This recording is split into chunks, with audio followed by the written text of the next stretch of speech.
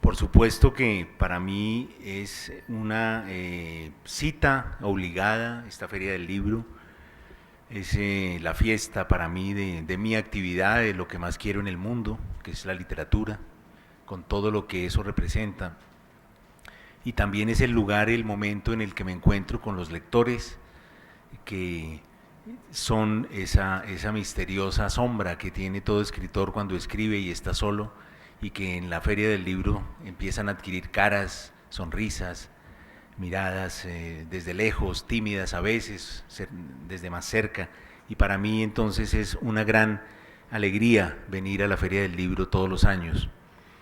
Y bueno, por supuesto hablar de viajes para mí es fundamental, es todavía más hermoso, porque para mí el viaje, como ya lo he dicho muchas veces, es sin duda el momento en el que mi forma de ver la literatura se pone en marcha para escribir. En mi caso, el viaje es fundamental, siempre ha sido el gran motor, siempre para mí el estar con la inminencia inclusive de un viaje, el saber que tengo entre la chaqueta una reserva, o ahora pues más bien en el correo electrónico, una reserva para dentro de 15 días, es algo que me da una sensación de alegría, de felicidad, de plenitud extraordinaria, y que por supuesto relaciono también con la soledad. Los viajes y la soledad de los viajes son el mejor, para mí, el mejor espacio para mi creación literaria. Esa soledad extraordinaria que yo encuentro en los hoteles, en esos lugares que mucha gente no aprecia y que no se siente bien en ellos porque son anónimos, porque son fríos. A mí me fascina por eso mismo, porque son anónimos y porque son fríos. Y porque cuando yo llego ahí tengo esa sensación de soledad que es tan necesaria para mí, para empezar la creación literaria. Yo tengo la sensación en esos hoteles de que ese es mi lugar en el mundo y de que estoy en el centro de mi propio mundo. Y entonces es ahí cuando comienzo a escribir. Y por supuesto, después llego a mi casa y organizo mis notas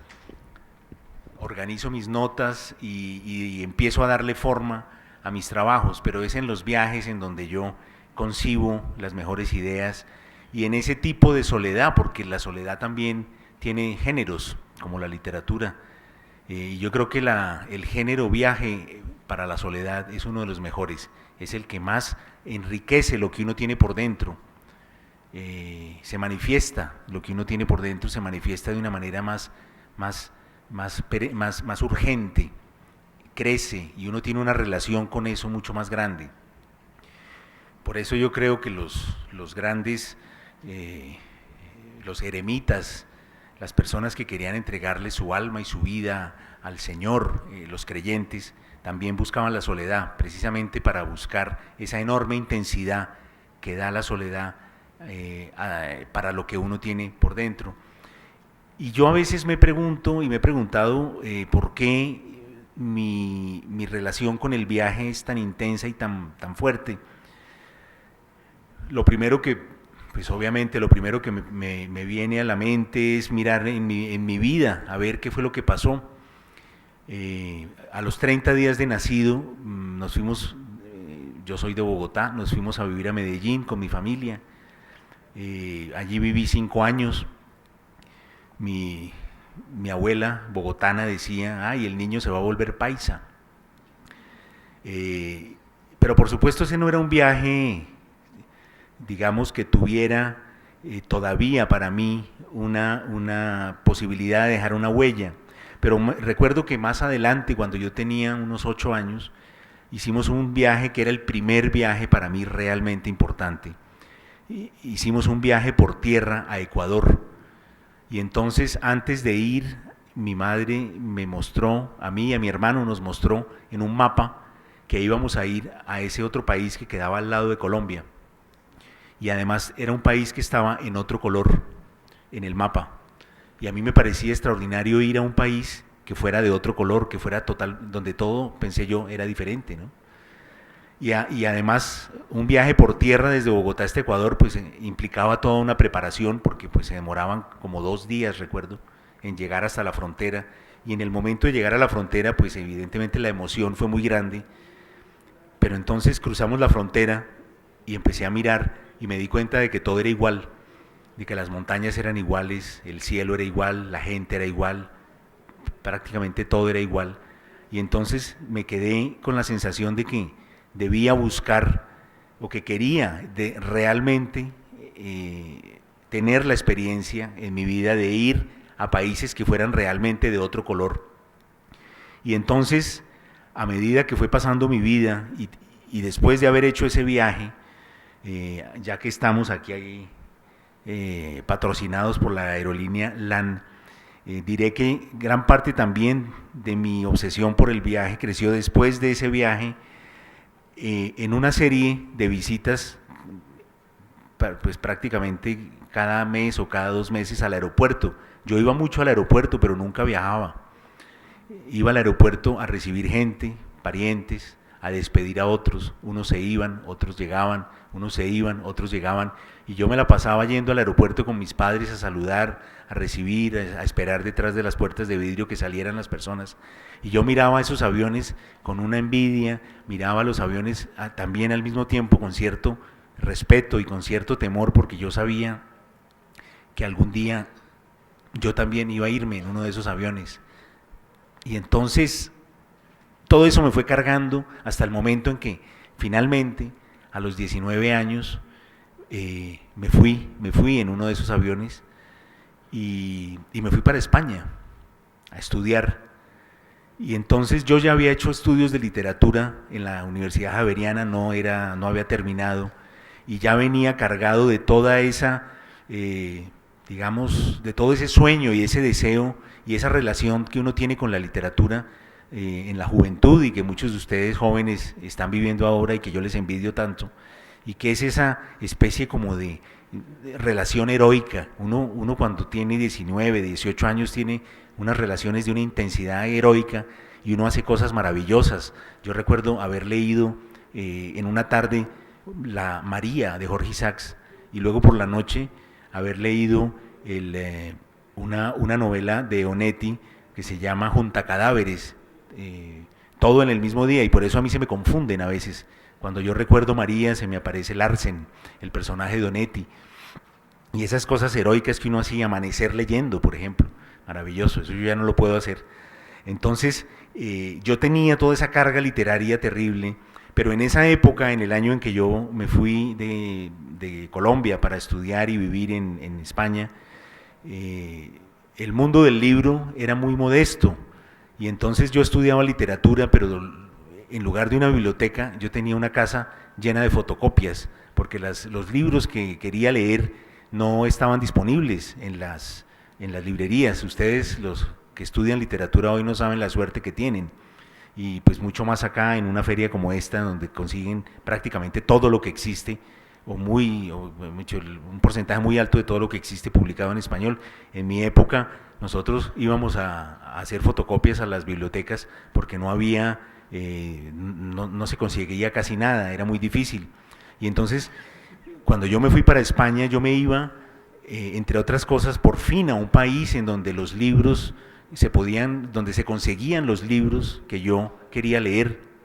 Y llegué a España a los 19 años, un poco más, y empecé desde la lejanía a realmente concebir un proyecto personal de escritura, que era bastante complicado, porque como todo joven sabe, cuando uno admira la literatura, que es obviamente la situación previa a la escritura, pues uno puede leer y puede admirar cosas maravillosas. Uno quiere ser escritor porque admira a escritores que escriben maravillosamente, y de repente uno empieza a escribir y comienza a ver una diferencia tan brutal entre lo que uno puede escribir y lo que a uno le gusta leer, que es a veces paralizante.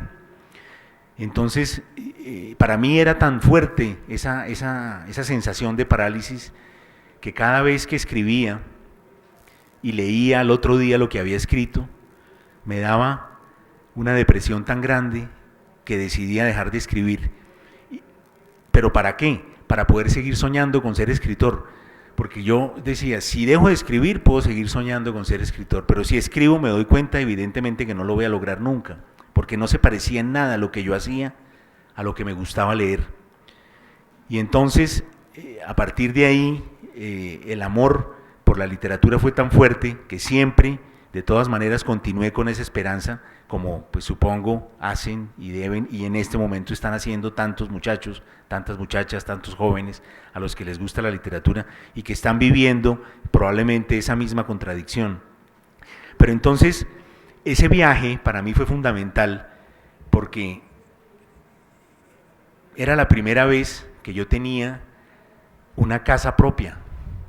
Y yo la llamo casa por llamarla de alguna manera. En realidad eran 2 habitaciones en un apartamento compartido en Madrid, pero ya era el lugar mío. Yo salía por la calle y caminaba por Madrid, una ciudad que no conocía apenas, no tenía amigos, pero yo sentía que tenía en mi bolsillo las llaves de mi casa y a mí eso me daba una sensación de prácticamente de que yo era el dueño del mundo. Yo por eso siempre entendí tanto ese concepto de Virginia Woolf de tener una habitación propia. Claro, ella lo hace con un contenido que tiene que ver con la mujer y con su histórico apartamiento de una serie de temas, pero yo lo entendía a mi manera y decía, claro que sí, qué importante que es tener una habitación propia. Yo por fin tengo una y las llaves están en mi bolsillo y yo salgo y entro cuando quiero y vivo solo y estoy aquí están mis libros. Y los libros que yo había, por cierto, llevado de Bogotá, imagínense, una pequeña colección, cuando uno en esa época se iba para otro país a estudiar, no es como hoy el mundo es mucho más pequeño. En esa época yo me fui exactamente el 14 de septiembre del 85, muchos de ustedes no habían nacido. En esa época los países estaban más lejos, no había por supuesto todas las comunicaciones que hay hoy y entonces las despedidas en el aeropuerto parecían como un funeral, había 50 personas, todo el mundo estaba llorando, todo el mundo antes de despedirse de uno le metía una notica en el bolsillo con un pensamiento, con una frase. De repente alguna tía le pasaba a uno por debajo un billete de $20 dobladito y todo el mundo tenía como una frase y eran unas despedidas dolorosísimas. Yo creo que los que vivimos esas experiencias en esos años, de alguna manera ya podemos saber cómo va a ser nuestro funeral, porque eran como pequeños funerales, casi como ensayos. Y entonces, en ese viaje, en esa nostalgia tan terrible que después uno siente, y con esa sensación de realmente haberse ya no solo ido de un país o de una ciudad, sino como si uno se hubiera realmente casi partido la mitad del cuerpo y dejado la mitad en un lugar y haberse ido con la otra, pues ese desgarramiento tan poderoso a mí me llevó, por supuesto, también a la escritura, porque yo en esos años ya vivía dentro de la literatura, ya había tomado esa decisión que seguramente muchos de ustedes también ya tomaron y que consiste en algo muy sencillo y es en decir, mi vida transcurrirá dentro de este mundo, ¿no? Entonces yo ya había tomado esa decisión y entonces mis reacciones y mis respuestas se hacían dentro de ese mundo y por lo tanto el modo de responderle a esa nostalgia que yo sentía y a ese miedo extraordinario que yo sentía, porque uno siente miedo cuando se iba en esa época a un lugar lejano en el que no conocía prácticamente a nadie.